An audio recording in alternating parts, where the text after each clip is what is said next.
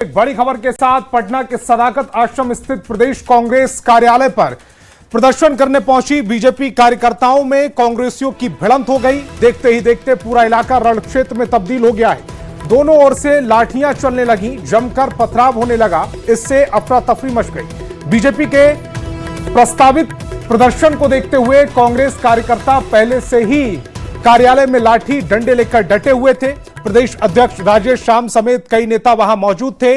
दोनों ओर से लाठी डंडे और पथराव हुआ है। एक्सक्लूसिव तस्वीरें इस समय न्यूज 18 बिहार झारखंड पर देख पा रहे हैं आप। भिड़ंत की दो तस्वीरें। बीजेपी एक तरफ कांग्रेस के दफ्तर के बाहर ये प्रदर्शन कर रही है, तो कांग्रेस भी इस प्रदर्शन को लेकर तैयार थी। वहां भी लाठी डंडे पहले से रखे हुए थे। राजेश श्याम के नेतृत्व में ये प्रदर्शन कांग्रेस इसको लेकर तैयार थी। 3 कैमरों से पूरी तस्वीर को समझाने की कोशिश करते हैं। पहले तस्वीर में आपको नजर आ रहे होंगे बीजेपी के झंडे, यानी कि बीजेपी सदाकत आश्रम के बाहर ये प्रदर्शन कर रही है। कैमरा नंबर 2 ये देखिए, लोगों के हाथ में डंडे हैं, लाठी है। और तीसरी तस्वीर बीजेपी का ये प्रदर्शन है वो अपने चरम पर है।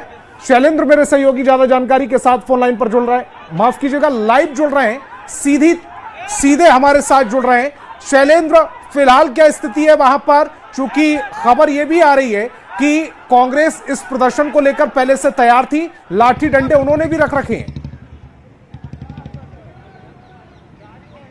हाँ बिल्कुल, देखिए जो सदाकत आश्रम के पास जो प्रदर्शन हो रहा था वो प्रदर्शन अब समाप्त हो चुका है। हालांकि दोनों तरफ से जमकर लाठी डंडे बरसाए गए, दोनों तरफ से पत्थरबाजी हुई। हालांकि बीजेपी ने पहले से कहा था कि प्रोटेस्ट करेंगे और कांग्रेस के लोग भी वहां बड़ी संख्या में तैनात थे। और यहां अब उसके बाद हम दूसरी तस्वीर दिखा रहे हैं। ये सर्कुलर रोड है और हमारे ठीक दाहिनी ओर उप मुख्यमंत्री का आवास है और बाईं ओर लगभग 100 से 150 मीटर की दूरी पर मुख्यमंत्री का आवास है और पीछे पूर्व मुख्यमंत्री नीतीश कुमार का आवास है। और इस इलाके में जो प्रदर्शन किया जा रहा है उसकी हम तस्वीर दिखा रहे हैं कि किस तरीके से ये जो पूरा इलाका है ये रण क्षेत्र में तब्दील हो चुका था। ये पूरा जो इलाका है, यहाँ पर बड़ी संख्या में जो छात्र थे वो पहुंच चुके थे। ऐसा संगठन से थे, कई अलग अलग छात्र संगठन के जो छात्र हैं वो यहाँ पर पहुंच चुके थे। और शायद ये पहला लंबे समय के बाद ऐसा मौका हुआ होगा कि इस वीवीआईपी इलाके में, जो इलाका जहां पर मुख्यमंत्री का आवास हो, उस इलाके में जो प्रदर्शनकारी है वो पहुंच जाते हैं। और ये तस्वीर देखिए, बड़ी संख्या में यहाँ पर पुलिस की तैनाती कर दी गई है, लेकिन यहाँ पर जो प्रदर्शनकारी हैं वो उग्र होकर के यहाँ पर पहुंचे। और अभी भी सड़कों की हम तस्वीर दिखाएंगे कि किस तरीके से सड़कों पर ईंट और पत्थर गिरे हुए हैं। और अभी भी बेली रोड, जहाँ से यहाँ कनेक्ट होता है, बेली रोड पर इस वक्त प्रदर्शन जारी है। बड़ी संख्या में जो पुलिसकर्मी हैं बेली रोड पर हैं और दूसरी ओर जो छात्र हैं, जो संगठन के लोग हैं, वो लोग भी यहाँ पर प्रदर्शन कर रहे हैं। और देखिए जो स्थिति है, कई पुलिसकर्मी घायल हैं। ये सड़कों की तस्वीर दिखा रहे हैं तब कि किस तरीके से यहाँ पर चीजें चल रही हैं। और ये देखिए पुलिसकर्मी जा रहे हैं, देखिए किस तरीके से इनके सर में चोट लगी है।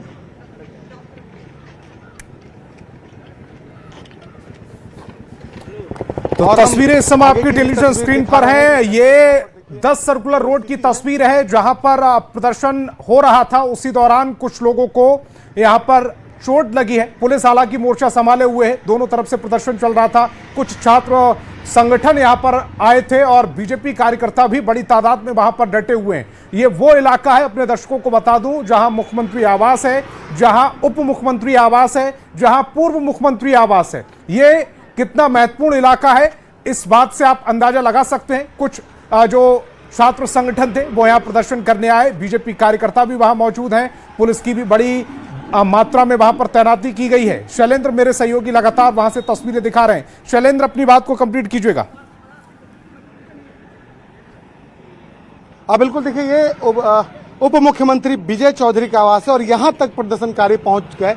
इसके ठीक पहले विधानसभा अध्यक्ष का आवास है और यहां पर प्रदर्शनकारी पहुंचे और कई लोगों को चोटें आई हैं, कई पत्रकारों को भी चोटें आई हैं। और खास करके जो ये प्रदर्शन था वो काफी उग्र प्रदर्शन है और ये शायद लंबे समय के बाद ऐसा पहला मौका होगा कि जब प्रदर्शनकारी इस वीवीआईपी इलाके में पहुंच गए हैं, जिसे पटना का सुरक्षित जोन माना जाता है, जिस इलाके में किसी भी तरीके का प्रदर्शन नहीं करना है और धारा 144 लगा रहता है, उसके बावजूद यहाँ तक प्रदर्शनकारी पहुंचते हैं। सामने बेली रोड है और उस बेली रोड से यहाँ तक प्रदर्शनकारी पहुंच जाते हैं, जिस इलाके में मुख्यमंत्री से लेकर तमाम लोग वीवीआईपी लोग जो हैं वो रहते हैं। और ये समझा जा सकता है कि कहीं न कहीं ये फेलुअर भी है इंटेलिजेंस की, कि जब मालूम था कि इतने बड़े संख्या में लोग यहाँ पर आ रहे हैं, प्रदर्शन कर रहे हैं, तो उन्हें रोकना था, लेकिन उन्हें यहाँ तक आने दिया गया, यहाँ तक वो पहुँच गए।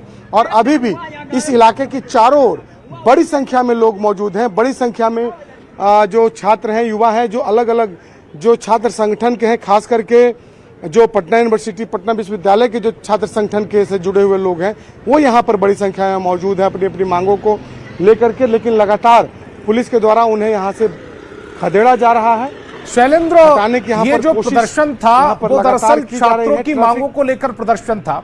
ये प्रदर्शन अब रण क्षेत्र में तब्दील हो चुका है, क्योंकि बीजेपी जैसा कांग्रेस ये प्रदर्शन में कूदी है, उसी के बाद बीजेपी भी अब कांग्रेस के दफ्तरों के बाहर ये प्रदर्शन कर रही है। पटना में ये जो वीवीआईपी इलाका है, जब पुलिस को इस बात की जानकारी थी कि प्रदर्शनकारी इधर आ सकते हैं, उसके बावजूद शुरुआत में ही उनको यहां दाखिल होने की अनुमति कैसे मिल गई? बिल्कुल, बड़ा सवाल यही है कि आखिर उन्हें वहीं क्यों नहीं रोका गया। गांधी मैदान से जब वो आगे बढ़े तो डाक बंगला आता है, डाक बंगला के बाद इनकम टैक्स गोलंबर है, इनकम टैक्स गोलंबर के बाद जो पुराना हड़ताली मोड़ जिसे कहा जाता है, वहां तक भी पुलिस रोक सकती थी, लेकिन वहां पर भी इन्हें नहीं रोका गया।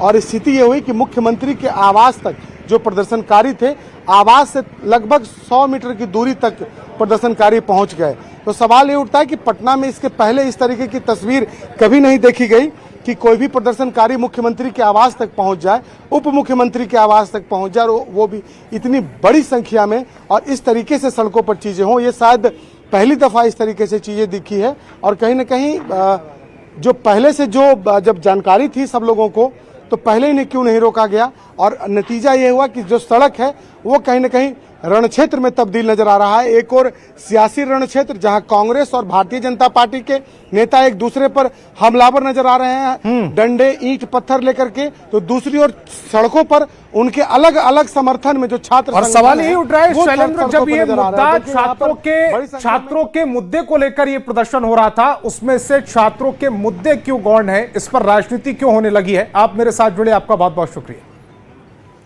और पटना में प्रदर्शन कर रहे छात्रों का हुजूम लोक भवन के पास पहुंचा, जहां पुलिस ने वाटर कैनन के सहारे उन्हें आगे बढ़ने से रोकने की कोशिश की। पुलिस की ओर से रास्ते में बैरिकेडिंग भी की गई थी, लेकिन इससे भी छात्रों को रोकने की कोशिश सफल नहीं हुई। प्रदर्शनकारी छात्रों को पुलिस ने हिरासत में भी लिया। इससे पहले हड़ताली मोड़ के पास छात्रों को रोकने के लिए पुलिस को लाठीचार्ज भी करना पड़ा।